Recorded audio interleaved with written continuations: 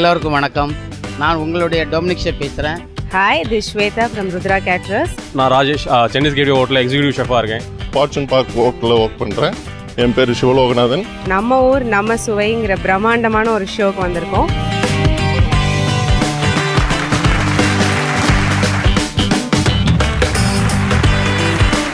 புதுயுகமும் BAS event மேனேஜ்மெண்ட்டும் நடத்திட்டு இருக்காங்க.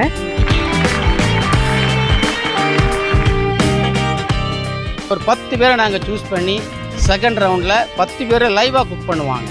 அந்த லைவாக குக் பண்ணுறதுல அதில் 3 பேரை நாங்கள் சூஸ் பண்ணி சேலத்தினுடைய சமையல் ராணி யார் அப்படிங்கிறத நாங்கள் கொடுப்போம் அவங்களுக்கு. ஃபைனல் ரவுண்டுக்கு வந்துட்டோம். ஸோ நாம் இப்போது 11 பேரை செலக்ட் பண்ணியிருந்தோம். ஆக்சுவலாக ஒருத்தர் தவிர்க்க முடியாத காரணங்களால் கலந்துக்க முடியாததுனால ஃபார்மேட் படி 10 பேரோடு தான் போகிறோம். டைமிங் ரொம்ப இம்பார்ட்டன்ட். 2 நிமிஷத்துக்கு முன்னாடி நாங்கள் அனௌன்ஸ் பண்ணிடுவோம். கரெக்டாக எல்லாருமே ஸ்டவ் ஆஃப் பண்ணிடணும். க்ளீனிங் ரொம்ப இம்பார்ட்டன்ட், அதுக்கும் மார்க் உண்டு. Okay, start. Thank you. Start your cooking. All the best.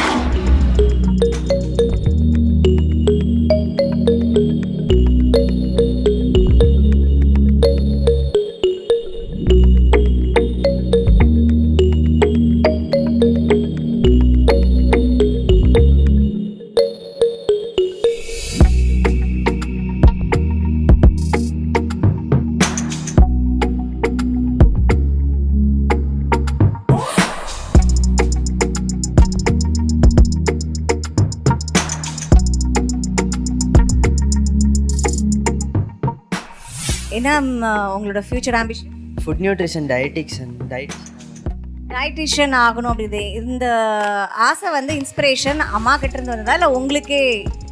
இல்லை, அது சின்ன வயசுலேருந்து அம்மா கூடயே வளர்ந்ததுனால குக் பண்ணுறது அது மாதிரி ரொம்ப பிடிக்கும். ஸோ நீங்கள் சொல்லும் போதோடைய அம்மாவுக்கு பெருமையாக இருக்குது.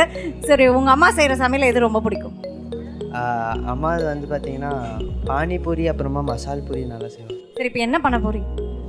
பாஸ்தா, ஒயிட் சாஸ் பாஸ்தா அந்த மாதிரி செய்யலான்ட்டு.